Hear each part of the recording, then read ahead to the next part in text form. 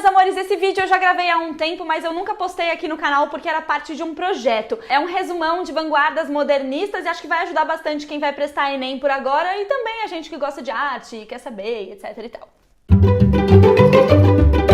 Nesse resumão de hoje eu vou falar principalmente de vanguardas europeias, passando pelo impressionismo e modernismo brasileiro. Começando com os impressionistas, que são os pioneiros dos movimentos modernos. Estamos em meados de 1860 em Paris. A cidade está passando por uma renovação liderada pelo Barão de Haussmann. Industrialização, ferrovias, a modernidade mudava a vida das pessoas. E a arte que vigorava era a da academia. O salão oficial era o evento que consagrava os artistas e que determinava o que era arte. Mas a academia impunha uma série de regras e padrões para a criação artística e tinha os artistas querendo fazer diferente. E eles encaram a academia para criar outra forma de arte. A rigidez das cenas é substituída pela impressão da realidade capturada pelo olho em um momento específico. Tudo começa com a Olímpia do Manet no Salão Oficial de 65. As pessoas ficam horrorizadas. Ele retrata uma prostituta moderna que encara os espectadores de frente. E o estilo da pintura não segue as formas da academia. Os visitantes tratam a pintura como inacabada e o Manet como um amador. Em 1874, esses artistas não acadêmicos realizam a sua primeira exposição. A tela impressão Nascer do Sol, do Monet, que evoca o nascer do sol com pinceladas livres, é desdenhosamente chamada por um crítico de uma tela impressionista. Sem querer, ele batizou o movimento. Os impressionistas saem do ateliê e vão pintar ao ar livre, no campo ou na cidade. As pinceladas são mais leves, fragmentadas para registrar o efeito da luz. As cores são mais suaves. Eles realizaram 8 exposições e fazem parte do grupo impressionista artistas como Pissarro, Degas, Berthe Morisot, Manet, Monet, Renoir. Resumão do impressionismo. Os artistas querem ir além das regras impostas pela academia. Eles pintam a impressão da realidade capturada pelo olho em um momento fugaz. Pintar ao ar livre, pinceladas mais leves, cores mais suaves caracterizam as suas telas. Expressionismo. Início do século XX, o ambiente das cidades gera uma certa ansiedade da relação entre a humanidade e o mundo. Os artistas vão além de retratar a impressão da realidade capturada pelo olhar e querem incluir os seus sentimentos na obra. O Van Gogh, com a intensidade das suas telas, é precursor do expressionismo, o Munch também. Assim como o fauvismo do Matisse e do Derain também tem características expressionistas. Mas o movimento expressionista em si nasce na Alemanha em 1905, com os artistas que fundam o grupo A Ponte. Eles não buscam a representação fiel da realidade, mas a alma das coisas. O que se sente, a visão subjetiva e emocional. Cores vivas, pinceladas vigorosas, distorções dramáticas. O Kirchner é um dos nomes importantes do movimento. Sua cena da cidade traz a alienação claustrofóbica da vida moderna. Em 1911 surge um segundo grupo criado pelo Kandinsky, que era russo, mas morava na Alemanha, chamado o Cavaleiro Azul. Além de representar o mundo através de sensações e sentimentos internos, eles trazem para as telas uma busca pelo espiritual, a essência, a pureza da natureza e vão em direção à abstração. A música é muito importante para eles, principalmente o Kandinsky, para quem as cores e o som têm uma relação intensa. Outros artistas que participaram do expressionismo foram Franz Marc, Paul Klee, Gabriele Minter. O expressionismo influencia literatura, música, cinema e outros movimentos das artes, como o expressionismo abstrato do Pollock. Resumão: o expressionismo é fundado na Alemanha por 2 grupos diferentes. Em 1905, a Ponte do Kirchner e em 1911, o Cavaleiro Azul do Kandinsky. Eles querem incluir a expressão dos sentimentos internos do artista na obra. Distorções das formas, cores fortes, pinceladas intensas caracterizam as telas dos expressionistas. Cubismo. Se Van Gogh influenciou os expressionistas, Cézanne é o pai do cubismo. Ele pinta a paisagem de ângulos diferentes e geometriza a cena. Afinal, o modo como nós realmente vemos as coisas não é de uma única perspectiva, mas pelo menos de 2, cada olho vê de um jeito. Em 1907, muito influenciado pelo Cézanne, o Picasso pinta Les Demoiselles d'Avignon. Os corpos das mulheres são geométricos, bidimensionais, ele simplifica totalmente os detalhes. Não há nenhuma tentativa de imitar a realidade. Os amigos artistas ficam chocados com essa tela. O Braque é o único que se aproxima do Picasso para pensar pensar junto a intenção daquela pintura. E dessa parceria nasce o cubismo. O cubismo reconhece a bidimensionalidade da tela, não tenta recriar uma ilusão de 3 dimensões. Eles não olham para um objeto com perspectiva, mas de todos os ângulos possíveis. A primeira fase do cubismo é o cubismo analítico, que se caracteriza pela análise obsessiva de um tema e do espaço que ele ocupa. Fundir múltiplos pontos de vista em uma única tela. O violino é visto de todos os lados, de cima e de baixo ao mesmo tempo. Mas eles não faziam pinturas abstratas, pelo contrário. Eles buscam representar objetos corriqueiros como cachimbos, instrumentos musicais, mesas, garrafas, que fossem reconhecidos com mais facilidade. Mas eles sabiam que a sua pintura estava cada vez mais ilegível e começam a acrescentar palavras às telas. E então outros materiais, como papéis de parede. Eles inventam a colagem nessa segunda fase do cubismo, que é conhecida como cubismo sintético. Se apropriar de elementos da vida real e incorporar na pintura é revolucionário. É uma nova relação da arte com a vida. Fernand Léger e Juan Gris são outros artistas que aderem ao cubismo. Resumão: influenciados pelo Cézanne e os múltiplos pontos de vista de uma paisagem ou objeto, Picasso e Braque fundam o cubismo. Geometrização e simplificação das formas, ausência de perspectiva, análise obsessiva de um tema caracterizam o cubismo analítico. Incorporação de materiais como papel de parede e trazer para a arte elementos da vida real caracterizam o cubismo sintético. Futurismo. Estamos em 1909. O clima de modernidade, as cidades avançando, máquinas, novas invenções, a vida fervilhando 24 horas por dia com a invenção das novas lâmpadas elétricas. Cada vanguarda reage de um jeito às condições do mundo e os futuristas adoram tudo isso. Mais precisamente, Filippo Tommaso Marinetti, um escritor italiano bastante polêmico e ousado. Em 20 de fevereiro de 1909, ele publica o seu manifesto futurista em um grande jornal francês. Ele sabia que só assim ele chamaria a atenção da elite intelectual. Filippo era um excelente marqueteiro. E no seu manifesto ele menospreza o passado e exalta tudo que é novo. Que se destruam os museus, as bibliotecas, as cidades veneradas. Um automóvel é mais bonito que a vitória de Samotrácia. Ele vai além e glorifica a guerra. O futurismo é abertamente político desde o começo e ele se associa ao fascismo. Umberto Boccioni e Giacomo Balla são alguns dos artistas italianos que o Filippo recruta para o seu movimento. O dinamismo da vida moderna era o elemento principal das obras. A escultura em bronze do Boccioni mostra essa fusão do homem com a máquina. Ele é tipo um ciborgue. Tem a velocidade na inclinação do corpo. As obras futuristas se empenham em fundir tempo e espaço e são influenciadas pelas formas cubistas. Resumão: o futurismo é fundado pelo escritor italiano Filippo Tommaso Marinetti em um manifesto publicado no jornal francês em 1909. Eles são fascinados pela experiência moderna, amantes da velocidade, das máquinas. Fora o velho, viva o novo. O futurismo é abertamente político e colabora com o fascismo. Dadaísmo. 1914, Primeira Guerra Mundial. Os artistas estão decepcionados e horrorizados com as desumanidades da guerra. E ao mesmo tempo cínicos com o mundo racional. Hugo Ball, poeta filósofo alemão, foge para a Suíça e lá abre um clube de artes chamado Cabaret Voltaire. A ideia era convidar artistas para números musicais e leituras e encontros diários. O Tristan Tzara é um dos artistas que participa dessas noitadas de arte. E juntos eles fundam o dadaísmo. O Dada é contra tudo. Contra o establishment, contra a sociedade, contra a religião e, acima de tudo, contra a arte. Eles querem destruir a arte a partir de uma conduta ilógica, irracional, desordenada. Eles subiam no palco do Cabaret Voltaire e faziam apresentações nonsense que misturavam música, poesia, dança. Eles são muito performáticos. E apesar da aparente falta de significado, o dadaísmo é um dos movimentos mais intelectualizados. Eles questionam o papel do artista e da arte e propunham, por exemplo, a criação de um novo sistema baseado no acaso, porque para eles a vida é aleatória e imprevisível. O Hans Arp faz colagens em que ele joga os papéis ao acaso sobre a tela. O Marcel Duchamp é considerado o pai do Dada, mas quando o movimento aconteceu, ele e o Francis Picabia estavam morando em Nova York. Eles souberam dos dadaístas a partir de uma revista internacional e eles já tinham esse espírito anarquista, provocador, absurdista. A fonte de 1917, que é um urinol que ele assina R. Muth